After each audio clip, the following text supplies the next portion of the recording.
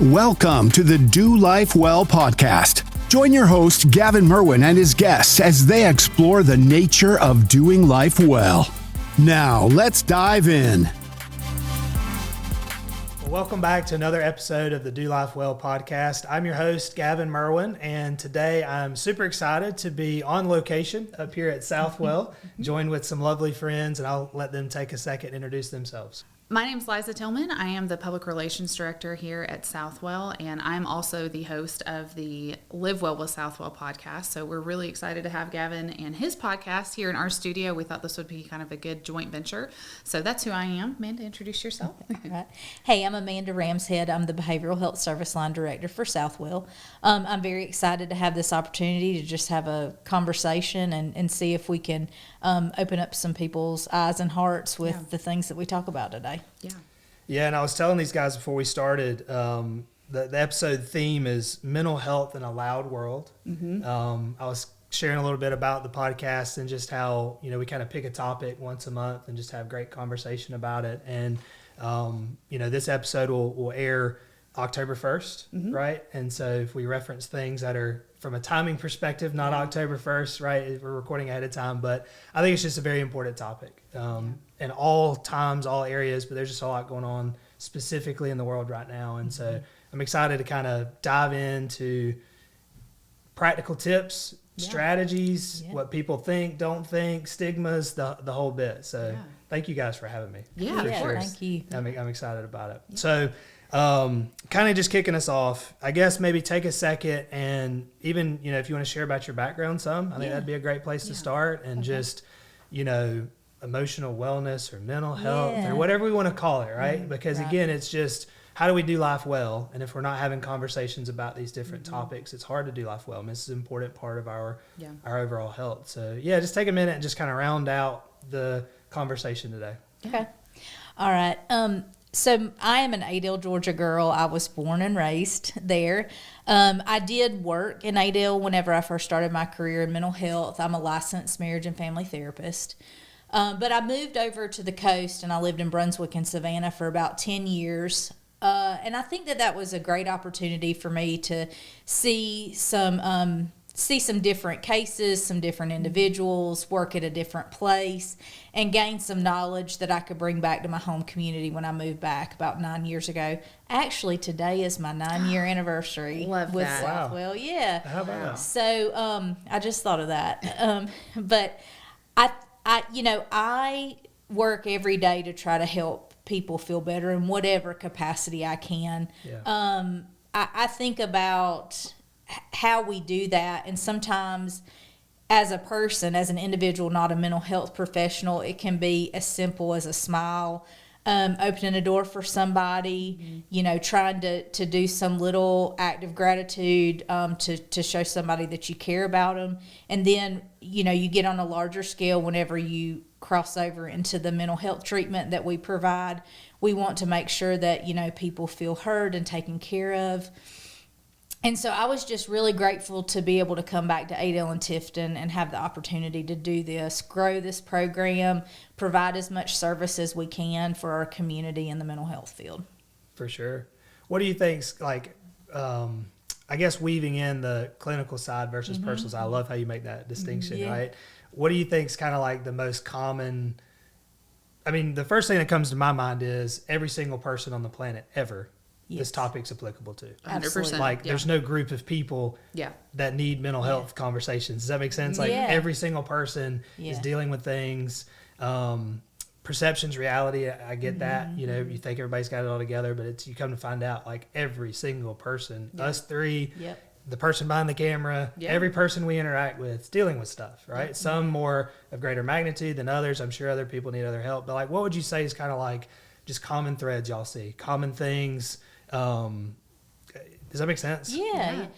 I train in crisis prevention for the hospital, and one thing that we talk about in that is that consider every person to be like an iceberg. There's so much going on underneath that you can't see. All you get to see on a daily basis is the tip of that iceberg.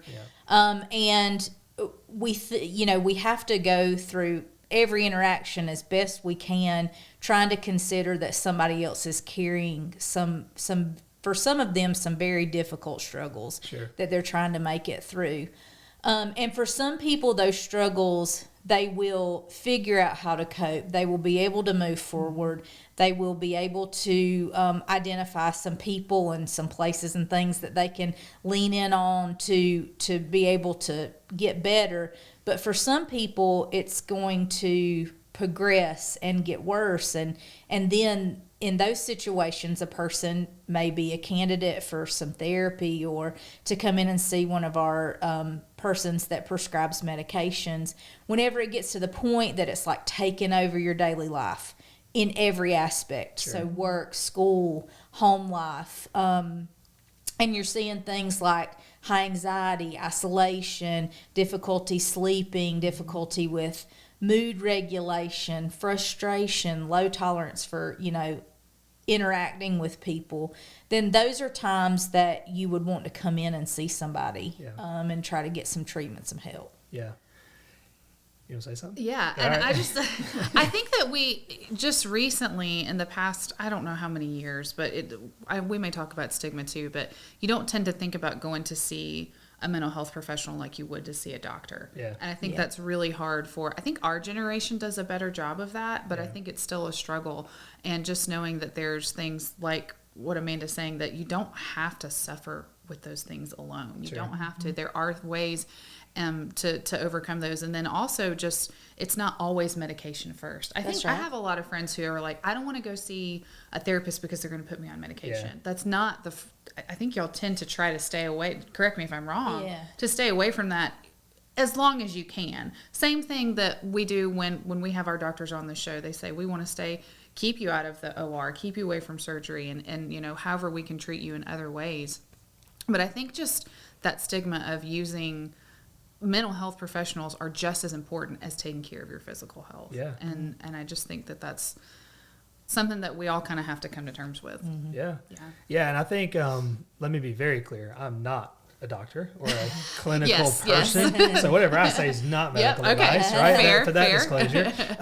But for me personally, it's been kind of a journey of like almost in and out of seeing therapists. And what I mean by that is it's like there are seasons of my life where I'm like, hey, I could use some extra support in this area. And I had a relatively traumatic childhood myself. I mean, I went through some pretty dark things, and it's like I tell people when I tell them my story, like, don't hear it as a sad story. There are people that have went through way worse than what I have. Does that make sense? But I have had to go through some tough things that did require some professional help. I was very glad I did. And then I'll go through seasons where it's like, I'm good. I'm not really getting anything out of this at the moment. It's not your fault.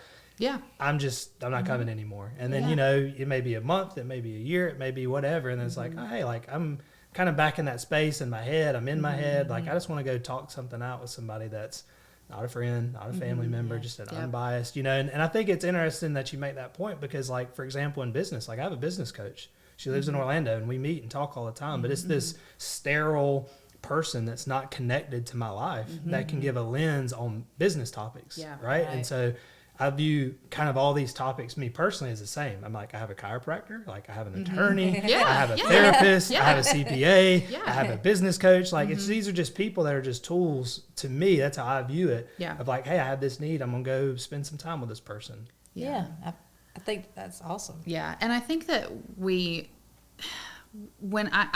I fully believe, I think the world would be a better place if everybody had a therapist. Because like you were talking about with that unbiased perspective, it is so helpful to have somebody that's not your sister-in-law or your or your husband or a friend who's kind of giving you that biased advice and just really somebody from a trained lens who can just take a step back and tell you just some things that you can do to work on. And I know Amanda will share kind of what that looks like, but I would just tell people if you've never been to a therapist before, and maybe we can like talk about what that looks like, but just take the first step, and we'll give you some resources today, but it's not scary and it's not this, but I just think it's hard for people to say, well, what are we going to talk about? Like how I mean, I've had multiple therapists, again, throughout seasons of my life, and just right fits and everything like that. And I remember the first time I walked in, I was like, was she going to talk? Am I going to like who's going to do something first? And so I'd love for you to share kind of like what a typical, like, I think kind of in distinguishing between therapy, kind of, what's the word? Behavioral, like cognitive behavioral. That's just kind of what we call like talk therapy, right? Yeah. Talking therapy, and then there's techniques in that, but then psychiatry and how that is different. Would you tell us about that? Yeah. Psychiatry is more, I mean, psychiatrists can do therapy. Right. So there are psychiatrists in the world that do therapy, not very frequently, but it's a part of what they learn and what they do. But typically most psychiatrists, and there's also a fairly new field called psychiatric, like a psychiatric nurse practitioner certification. So in our clinic, we have both a psychiatrist and a couple of psychiatric nurse practitioners that help take care of people's almost medication management piece of it. There is a very therapeutic part of even the medication management piece. So there is a certain degree of sitting down and, you know, having that conversation, talking about the areas that you're struggling in, figuring out kind of a treatment plan for you and what will work for you. So you do get some relief from that talk and interaction that you have with medication management. But of course, the goal of that is to determine, is there some medication that can help me alleviate these symptoms that I'm experiencing? And that's a little bit different, or, you know, a little different than therapy, in that the sole purpose of therapy is the talking portion of it. So you're going to come in when you have a therapy session, and we're going to start out by figuring out, you know, what's really bugging you. What is the thing that you can't get past? How can we help you understand that in a way that makes sense to you, and in a way that you can figure out how to get past it and come up with some coping strategies to move forward. This doesn't have, you know, that was a summation. It doesn't happens over time. Yes. You work through the piece of, let's figure out what our goals are. Let's figure out how we can help.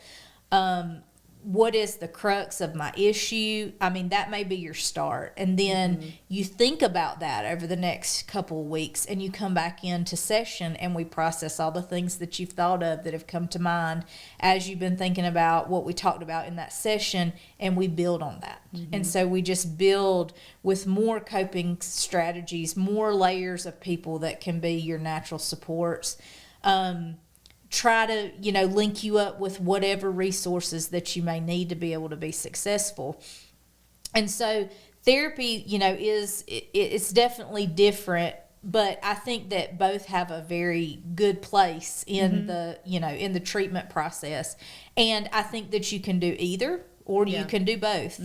You don't have to, you know, you can be a person that comes in for med management sessions, sees the psychiatrist or the nurse practitioner, and they don't ever really get involved in therapy. They feel like their medications work. They don't need that extra layer. There's some people that only want therapy, so they do that. And then there's some people that do both. And I think too, it's like, it's an interesting perspective I have, not being medical. Yeah. Right? Absolutely. And so this will probably be like a little challenging. It's not the system's fault, though. When I say system, I just mean medicine in general. Right. Yeah. People want, we have a saying at the office, people want an aspirin, not a vitamin. In general, Yep. right? People want an aspirin, not a vitamin. They don't want to take the vitamin that's going to make them healthy 10 years from now. Preventative. They just want the aspirin. Yeah, exactly. Preventative, much better word. But it's like, so I recognize you have to work within the confines, but like me personally, I struggle with medication, just in general. Yeah. Just the idea of it, Yeah.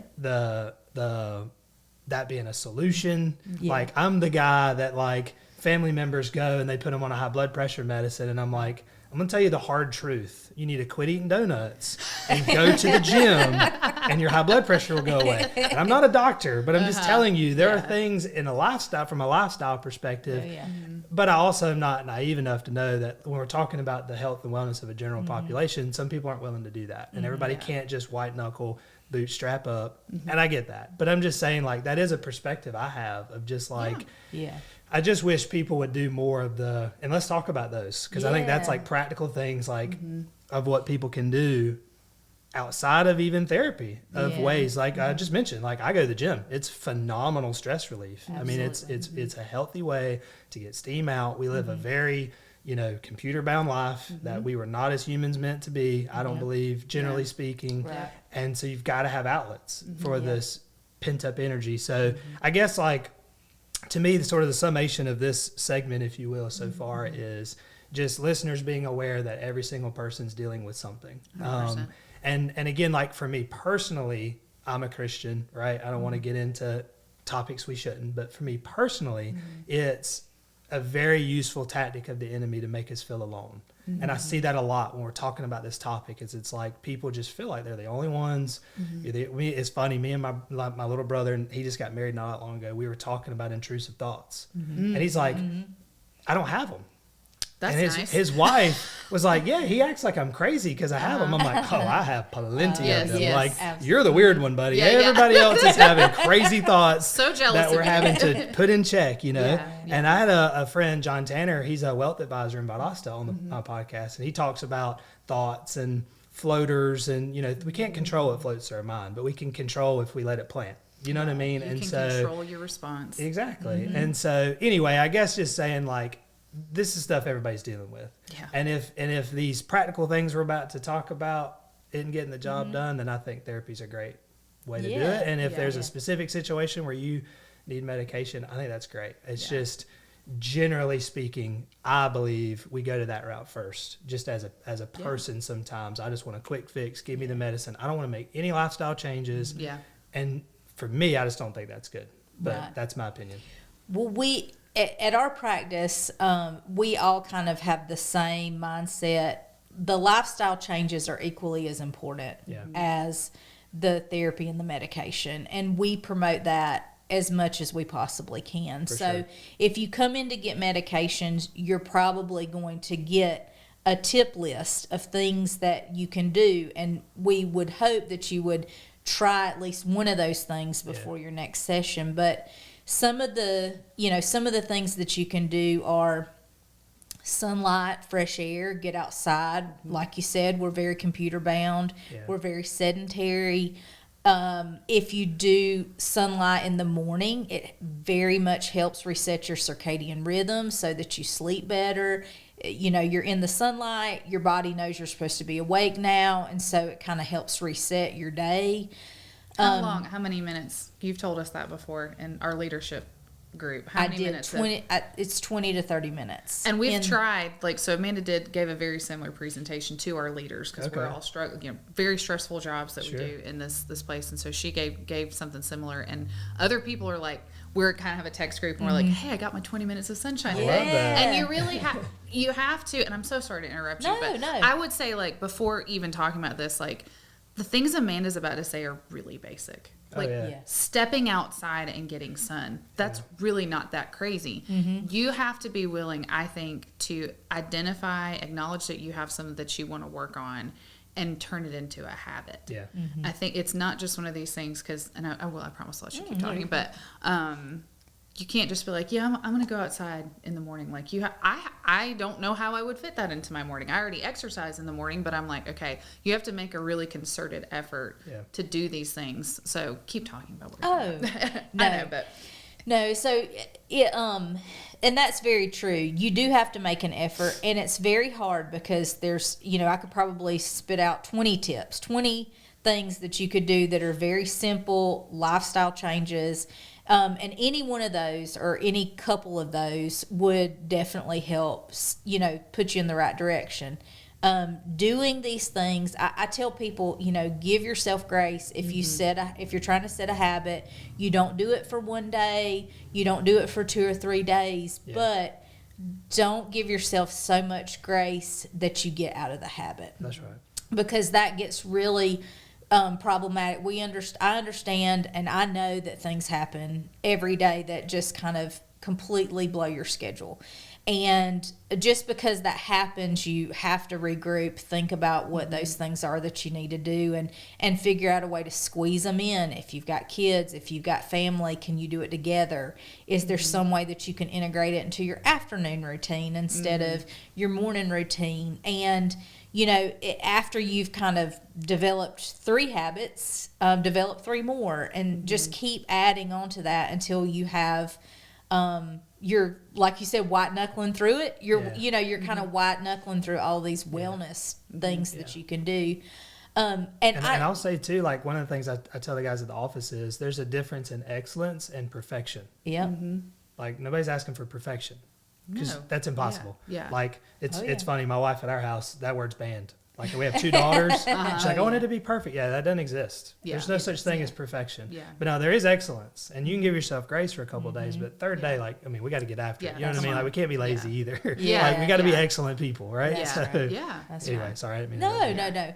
I think that's definitely true. And it's something, you're doing a good job trying to instill that into your kids. They see that. Yeah. They see that you're not stopping. They see that you've made a goal and that you're trying to reach it. I did actually bring a little list. I love that. We did this in our last leadership development session, and we've also kind of rolled it out to some of our staff, and I think that the listeners would probably benefit from it as well. But this is just the concept of think about your life in the way of, when was the last time that I did this? And if it's been a while, then maybe it's something that you need to add back into your routine. Sure. So some of the things that we have are taking an hour for yourself, doing something for just you, something that you talked about, going to the gym, like maybe for ladies it's going to get a pedicure. Maybe you're going and just sitting in front of a lake somewhere in a park and just enjoying, being in the sunshine and nature. When was the last time I had a date night? This is a tough one. When you have little bitties at home, trying to find time, trying to find sitters, making time for your spouse is really difficult, but it is of the utmost importance that you do that. And it's a thought I had when you talked about that is loneliness, isolation. We talked about COVID. Oh yeah. What an impact that has on our mental health, right? Find a community. Again, for me, it's gym, it's work, it's church. But to me, that's super important. And the reason I say that is why that came to mind is, again, a lot going on in the world right now. My brother and my sister-in-law, literally, she texted, hey, I know got a lot on your mind.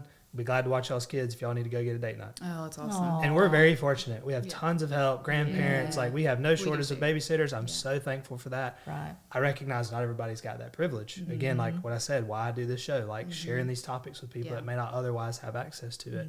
But if you find yourself a community, it doesn't have to be grandparents. And again, don't have a victim mentality. If your family's not here, that's tough. Go find you a community. Yeah. I mean, I know people at our gym, I go to CrossFit Valdosta, they're military. They have no family. Yeah. But they plug into that gym, and people at the gym watch their kids so they can go have a date. And so you can find a way. But I just think, in those first two you said, one is go get by a lake. Well, that's because our world's so loud. Yeah. And I want to talk about that. Yeah. And then 2, go get a date night. Well, if you have kids, that's impossible if you don't have a community. And that That's may be right. family, it may be some other way. So I just think it's important to seek that. That's very true. I think it's all about being intentional. Yeah. That's really what For all sure. this is. Even and again, Amanda's not saying do all of these things That's all right. the time, but Yeah. just being intentional about it. And I really like what you said about not having a victim mentality. And I think that the word victim can be stigmatized too, but just try to know that there are people out there that want to support you. Yeah. And that's really, and I think again, in our world, it's hard to see that sometimes, but even in our own communities, in Adel and Tifton, I live in Adel and, but I work here in Tifton a lot, and there's tons of groups. I'm part of a Tifton moms group, and there's people just like who you're describing who are saying, I have got to get out of the house. Yeah. My husband's at work. We don't have family here. What are my options? And there's just tons of stuff that doesn't cost any money, things like that. So just know that the world is there for you. Yeah, But for it's sure. hard to see. Yeah. I think it's a reminder to us too to be there for others also. 100%. I mean, I've been on that theme myself this week. Like, just give grace. Like, people are going through stuff, So you know, much and stuff, like we're super busy. And I personally can be very guilty of being like a buzzsaw, just like, you know, I mean, I do. Like, Gavin. you know, CTO of a really big software company. I've got a lot of responsibilities. That's not about me. I don't want to make it like that, but I just have a lot going on, like everybody does. I'm not special, but I do have a lot going on. And so I can be guilty of just being a buzzsaw and just like getting what I need and going down the road. And this week even, I've just been like, just be kind to folks. And there's a difference in being neutral and kind, meaning 100%. I don't go around being unkind to people either. Right. That's not what I'm saying, but I'm saying be intentional about just being kind, because people do need support. I need support, and I appreciate it when people reach out to me. And so I think it's just an opportunity to give that community to somebody too. Yeah, 100%. Yeah, absolutely. And it's not really that you're being neutral. It's just that you're just wrapped up in your world. That's right. You know, it's right.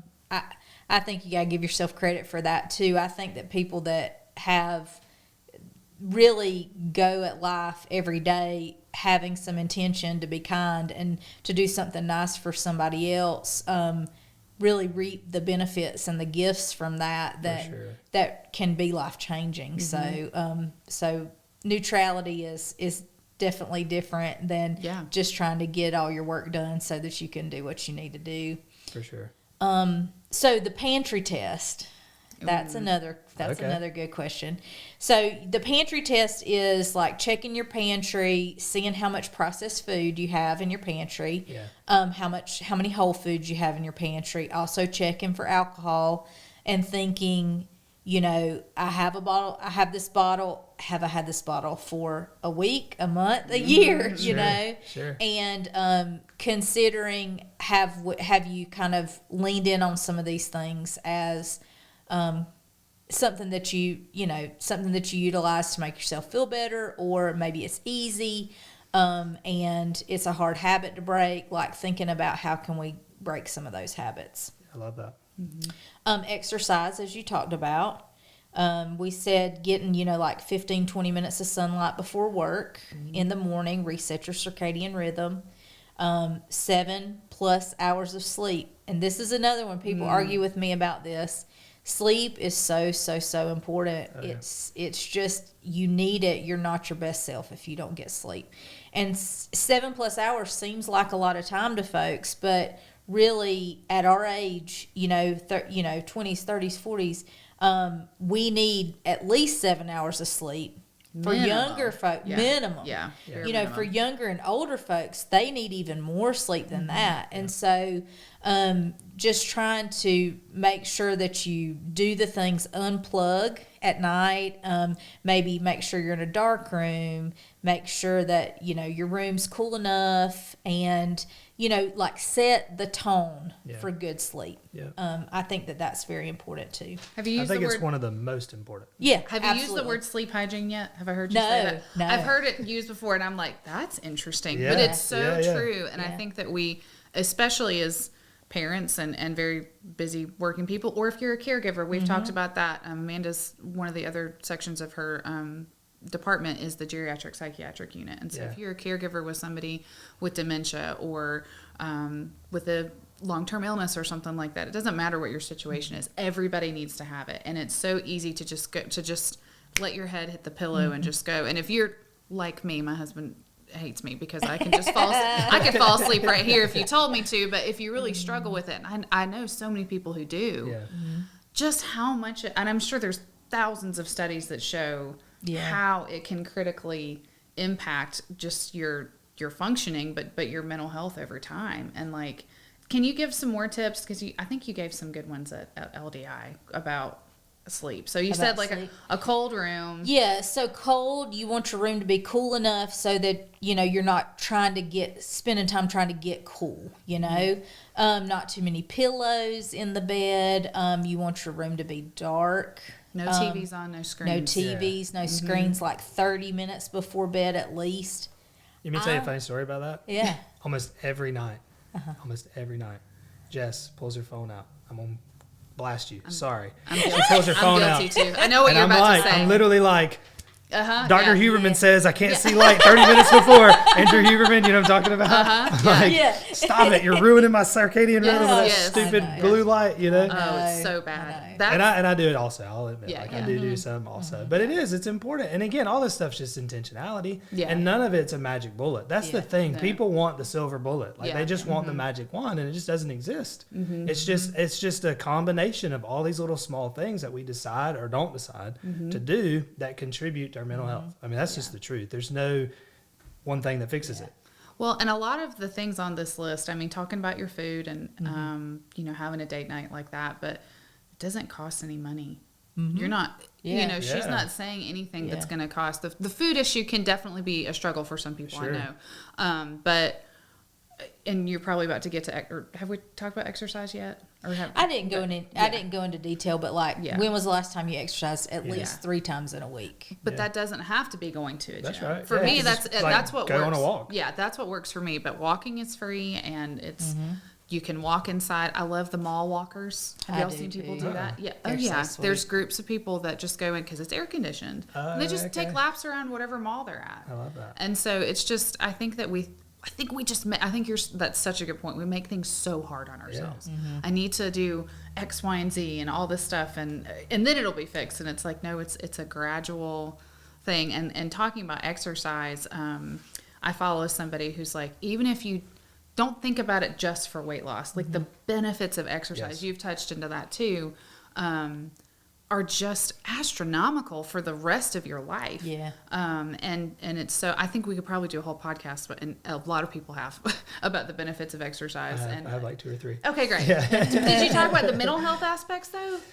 Yeah, probably. Yeah. I mean, I don't remember exactly, but I think so. What would you say that they are? Like what does exercise help your brain do? Yeah. So, I mean, exercise is important because you want to stay stimulated. You want to burn off some energy. I think that whenever you're having a tough day, you're feeling frustrated. Whenever you exercise, it kind of resets your thinking process to some degree, because you have burned off some of the negative energy that you're experiencing, and some of the thoughts can kind of help. It can help them go away, and exercising also helps, of course, then with your sleep too. Yeah. So there's that double benefit to that. But I mean, the benefits of exercising are just limitless, like for your mental health, for,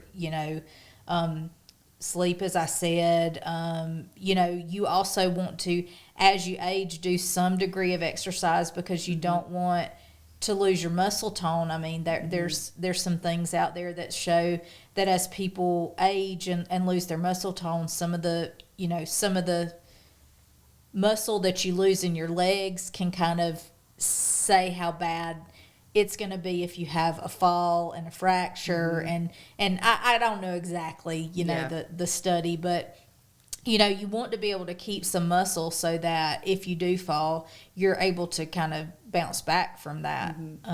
But exercise is just really, and really I would just encourage people to walk.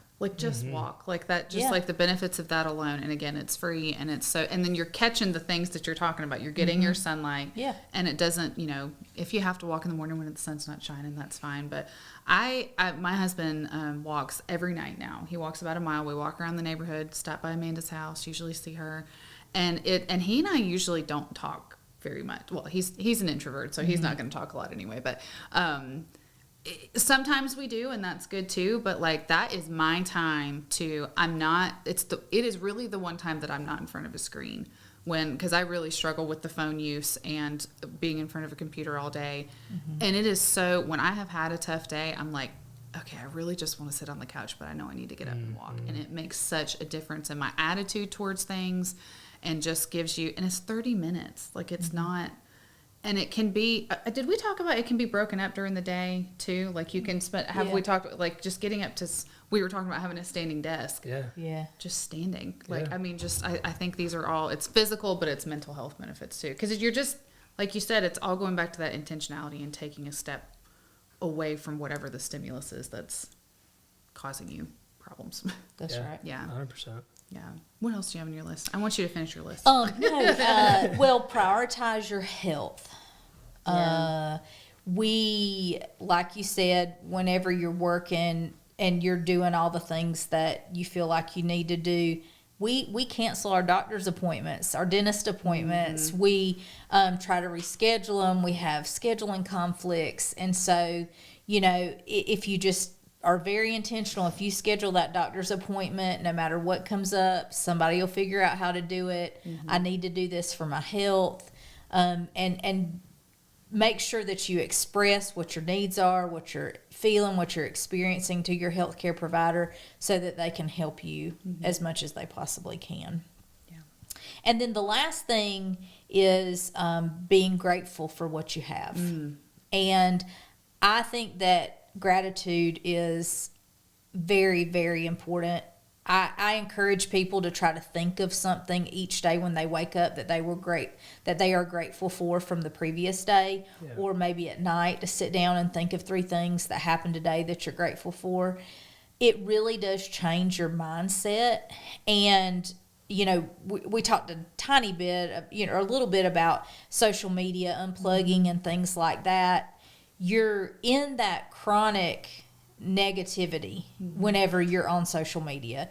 And some people, they've got their algorithms figured out, and so maybe they're not that bad, but you were saying, I don't even follow anybody like this, and I'm still getting this fed into my feed. And so whenever you're in negativity at work, you're in negativity at home, you also have some things going on, in your everyday life. And then on top of that, you're watching things, you're doing things, and people are negative around you. That's a lot of negativity to absorb. And so you have to figure out, where do you find little opportunities to bring gratitude into your day to try to combat that. And just making a gratitude journal, or there's all kinds of things that you can do. So many. Having a note on your phone. Writing yourself a Post-it note and putting it on your mirror. There's a multitude of things. Writing a thank you note for somebody and sending it to them. You can find lots of different ways to express that, but it just really helps reset what's important. Yeah, because I think, I don't have science for this, but I think biologically, I believe at least, we're negative by nature. And it comes from there's a line in the bush, you know what I mean, like when we used to live primitively as people, you know what I mean, like fight or flight. Like I just think we're hardwired to be on the lookout for danger, and even though it's not that way anymore, right? But I think you have to do those things to go against that. And to fight that natural instinct to look for the negative and look for the, you got to choose to use the positive.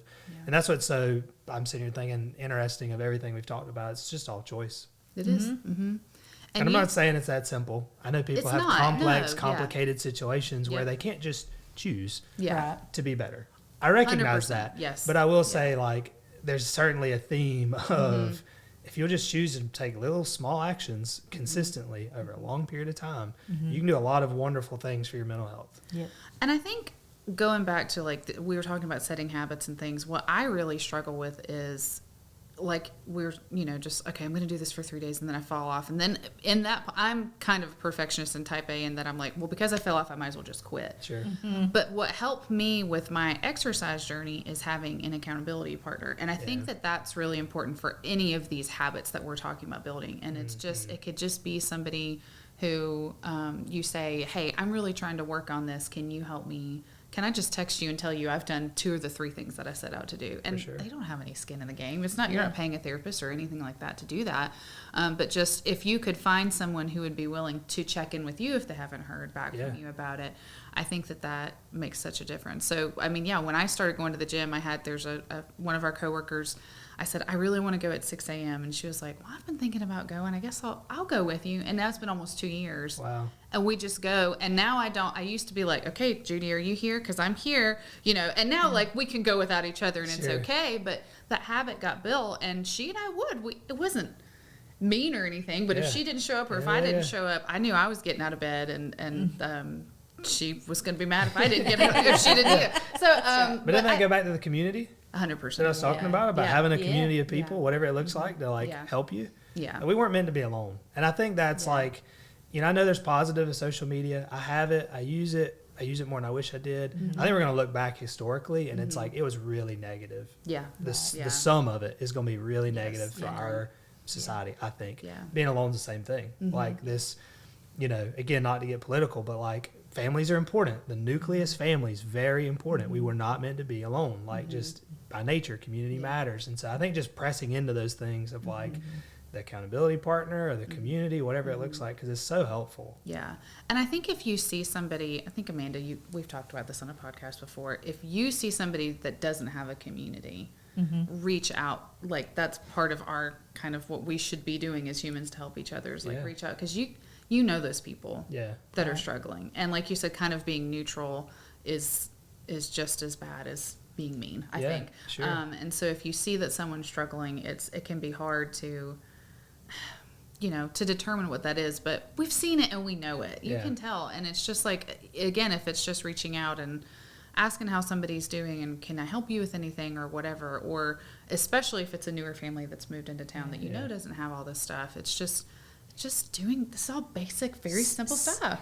Just to add to that, I think that just doing it is even better. Because sometimes people don't even, a person that's just moved into this community, somebody that's just had a new baby or a loss in their family, they might not even know what they need, but picking up a meal, dropping off a card, just like taking the initiative. And just doing it.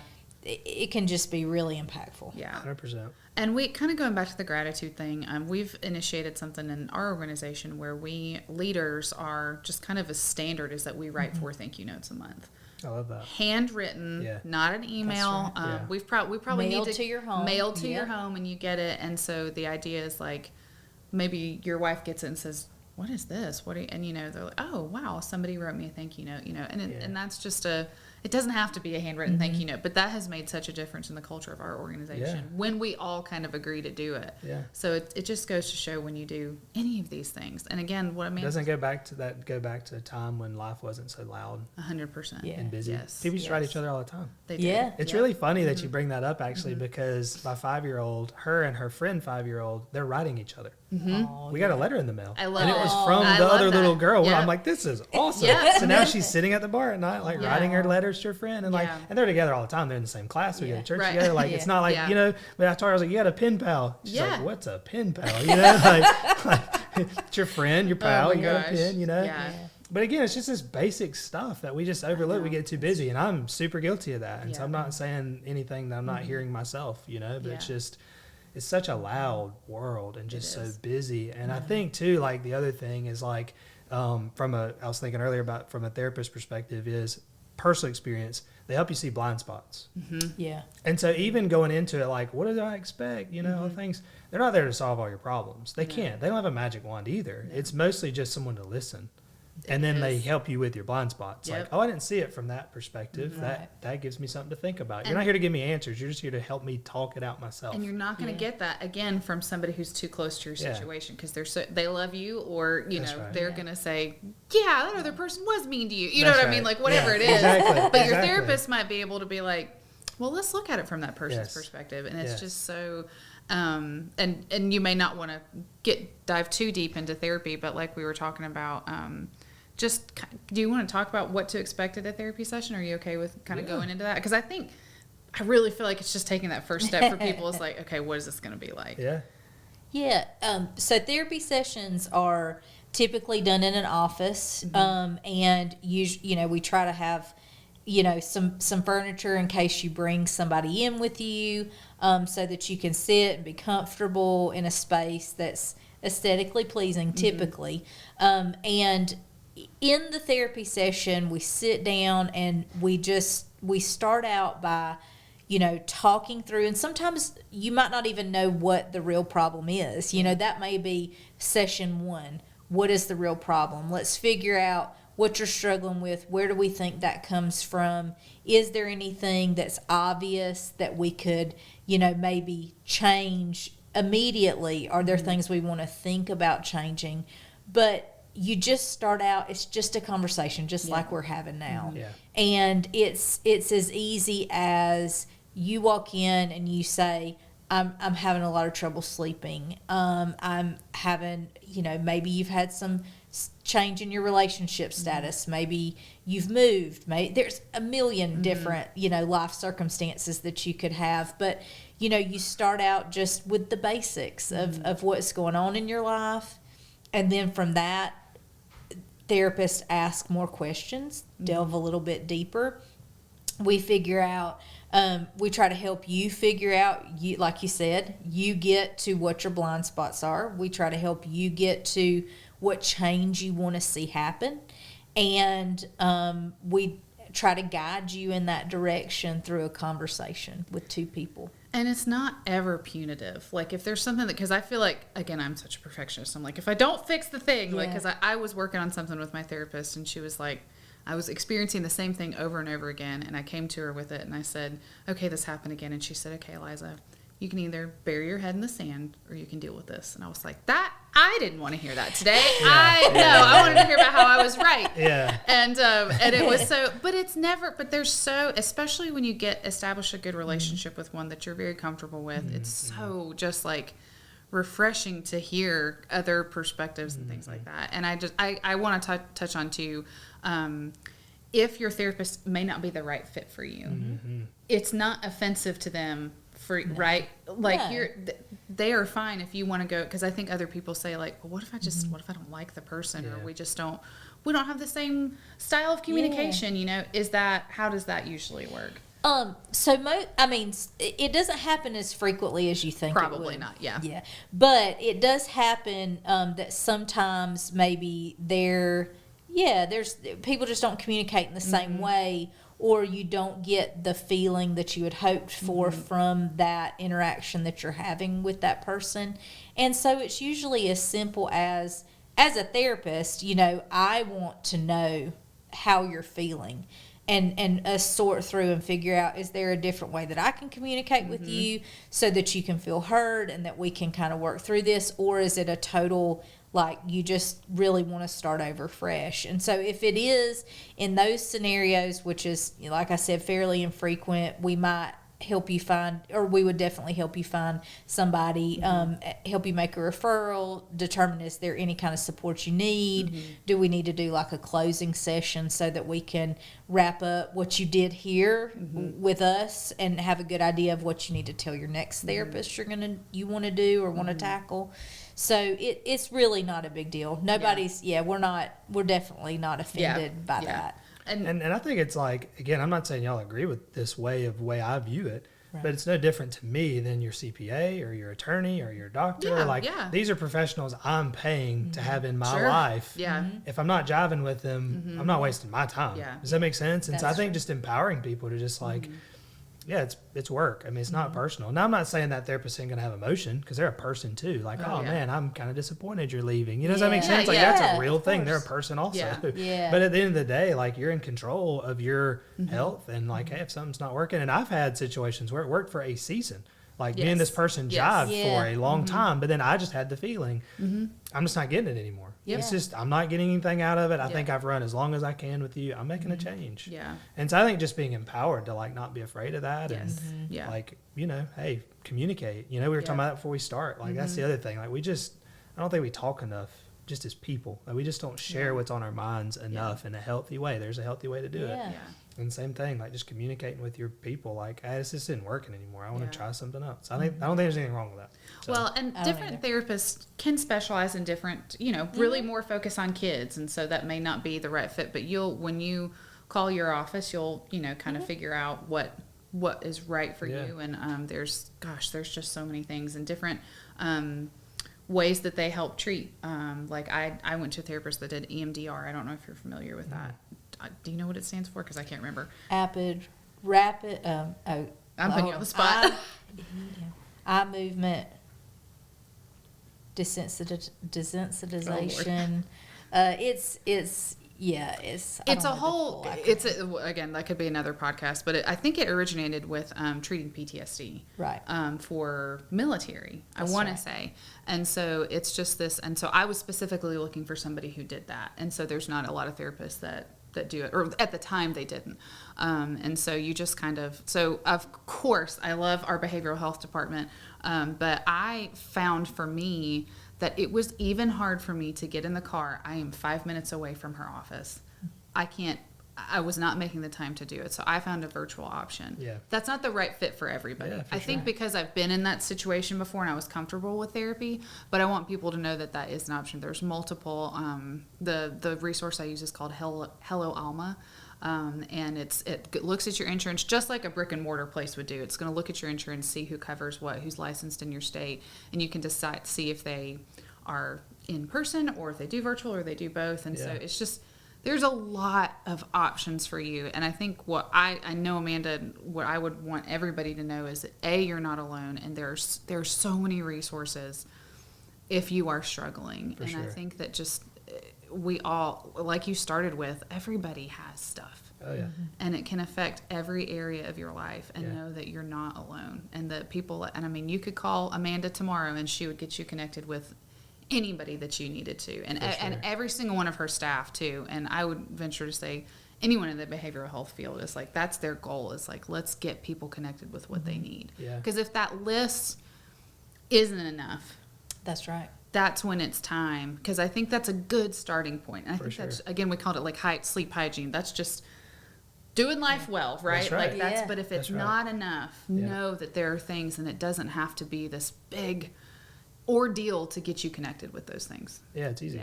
Yeah, it is easy. It's And I just- think it's becoming easier. Because I do think the perception's changing 100%. of getting help, having Oh. conversations, Yeah. the importance of mental health. Yeah. Like, Oh, yeah. you know, it's not weakness. It's every single person's dealing with it. And it's always been fascinating to me. And I haven't Yeah. always believed this way, but I'm like, we spend a ton of time on our bodies, Yeah. but not a lot on our mind, which is infinitely more complicated Yeah. than our Yeah. biological body is. Does that Right. make sense? Like, Yeah. I'm like, Oh, it's yeah. so weird. Why do we not? But, Yeah. you know, and I get generations past had different Yeah. views on it, and that's great. You know, everybody has their journey. But I just encourage people, like, do that list as a minimum. You know what I Yes, mean? That should be that's our right. minimum bar. Yeah. But if Yeah. you do need more help, there's no shame in it. I mean, there's None. tons of options. And I think, wouldn't you say this generation that's coming up under us is really, they're like, yeah, I see a therapist. Yeah. They're not embarrassed about Yeah. it. I do all the things. Like, it's just It's so. mean to say, but they may be too much the other direction. Like, we need to toughen them Yeah. up a little bit. Some of them are a little too. There we go. Like, okay. we need a little bit of Yeah. backbone. Yeah. You know what I mean? But I'm proud of them that they have gotten Yes, to a place I where agree. it's not I a agree. stigma thing, and they just, you know, I agree. because I would say our parents and grandparents' age just was Yeah. that was not a. Yeah. You know, but it also wasn't really a resource Yeah. for them, really. I mean, it's changed so, the field has changed so much, but Yeah. I mean, yeah, and it's a shame we couldn't have brought Dr. Saxena, the psychiatrist that's that Amanda true. works with, because he would love, you know, talking to you about all these things, and just the kind of, he could go into the gut mind connection. Oh, yeah. Amanda's yeah. got me drinking Oh, yeah. kombucha. There you Like, go. it's a whole I thing. love it. Yeah. I'm a big fan. Yeah. Are you making it yourself or are Dear you buying Lord, it? no, No, no, we're no. buying it. Oh yeah, we're because buying I'm it. at Publix Yeah. buying the Synergy brand that's Oh, $4 yeah. a I know. Yeah. bottle, I know. Mhm. and then somebody we go to church with, it's like, you know, you can make it on your stove. It takes 2 weeks, and I'm like, sounds like a lot of work. God bless you. Yeah. Yeah. Give me I'm- some if you I'm will. gonna I'm do just the gonna, ready-made. yeah, exactly. Exactly. Yeah, But but yeah. no, I mean, there's so many things you can do, but just know you're not alone. Yeah. And there's people that want to help you, and it's just, and it could be just as easy. Just decide, I'm gonna go get those. If I can't do 15 minutes, I'm gonna do 5 minutes of That's sun. right. You know, Yeah, like just 100%. whatever you can do. And that gratitude speaks to just like a hopeful attitude, Right.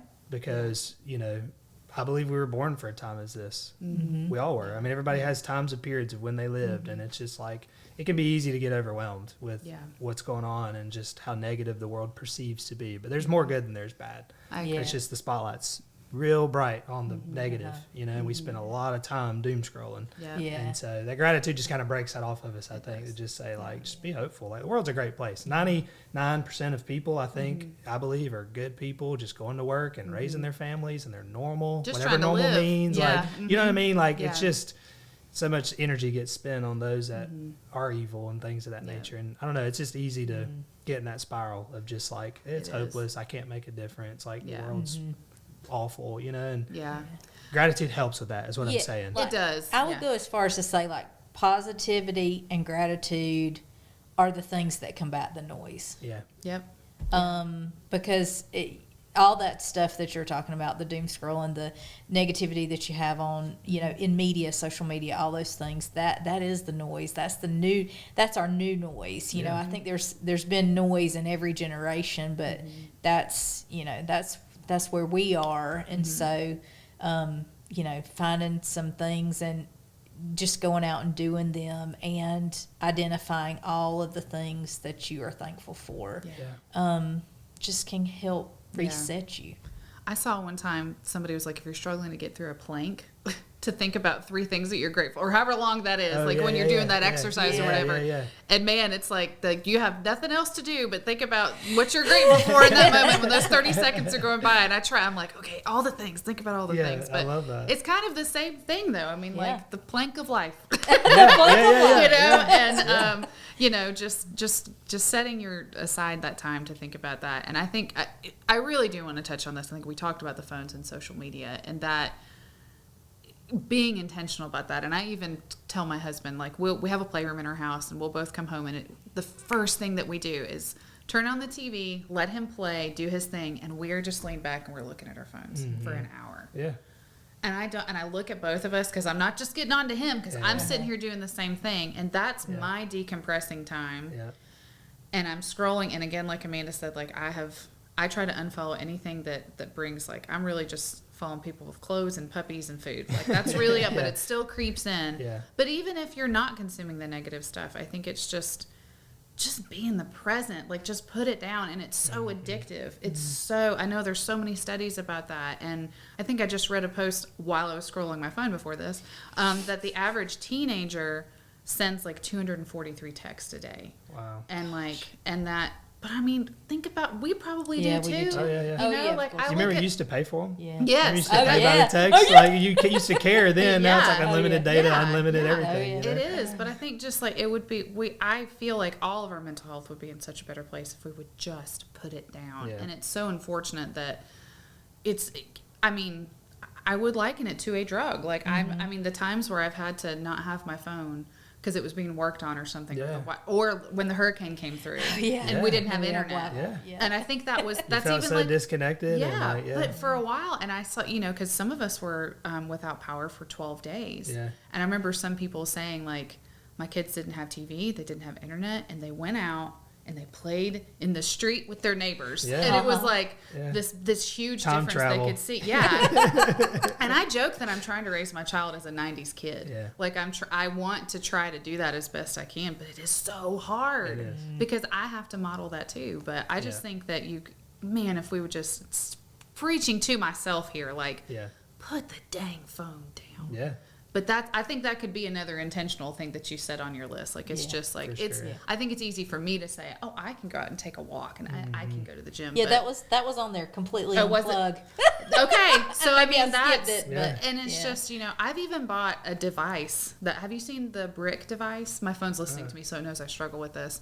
It's, and this is a money thing too, but, if you're able to purchase it, but you physically touch this device to your phone and it shuts down all the apps that you don't. So for me, I'm like, well, I don't want to put my phone down because what if somebody calls me? What if my mom needs me? Yeah. Okay, we'll put the phone on loud and you'll probably hear it from the other room if she calls. But if you can shut these other apps down, it's made a big difference. When I use it, it makes such a big difference because you just, not to harp on it, but we're not supposed to consume this much information all day. And I think it's so... Like, we already do at work all day long, and then we just... That shouldn't be the way that we decompress. Yeah. I think it's so effective. So, I mean... Slowing down is important. Yeah. No matter what your version of that is. Yeah. Absolutely. Yeah. Yeah. Well, this has been so fun. Do you guys have any other topics? I always like to give space at the very end. Like, I don't want to just say it's over because I'm done. But, like, did you guys have anything else you wanted to cover? I don't know. I mean...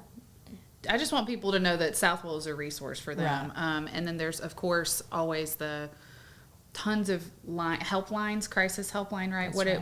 What comes off top of mind for you? So 988 is, you can text or call 988, and that is formerly the suicide prevention hotline, but now it actually, you can link up to suicide prevention, but it can also link you to the Georgia Crisis and Access line. So if you're in crisis, they can dispatch somebody to come out for you in the moment to try to help you with whatever it is that you're in crisis about. There's also like the Veterans Talk line, Veterans Text line. Here in Georgia, we actually have a really neat line that's called the CARES Warm Line. And so if you are feeling lonely and you're trying to find your community and you're in that process and trying to figure it out, and you don't have enough people to fill your time with, individuals that you can talk to, there are peers, people who have lived experience with mental illness, that will answer the telephone and they will just have a conversation with you. Just That's cool. That's cool. Yeah. What'd you say that was called? It's called the CARES Warm Line. Not a hotline, a warm line. It's a warm line. Love yes, that. yes.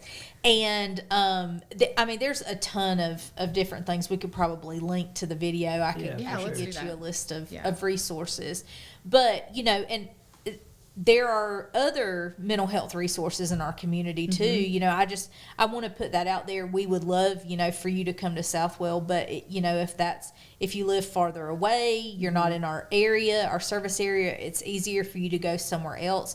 I feel like we are all trying to do the same thing. So I can say that with 100% certainty, that anybody that's in the field of mental health is trying to get to the same ultimate goal of helping people. So just find wherever you fit in and get the help you need. Mm-hmm. That's awesome. Yeah. Well, thank you guys for having me. Yeah, of course. Thank you. It's been fun for sure. Yeah. Well, thank y'all. Well, hey guys, appreciate it. Hope you guys continue doing life well. And until next month, take care.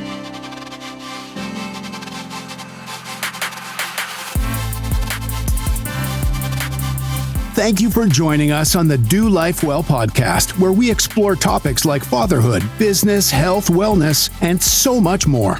With each episode, we aim to inspire and guide you in embracing the art of doing life well. If you found value in today's conversation, please leave us a review, subscribe, and share with your friends. Until next time, continue the journey of doing life well.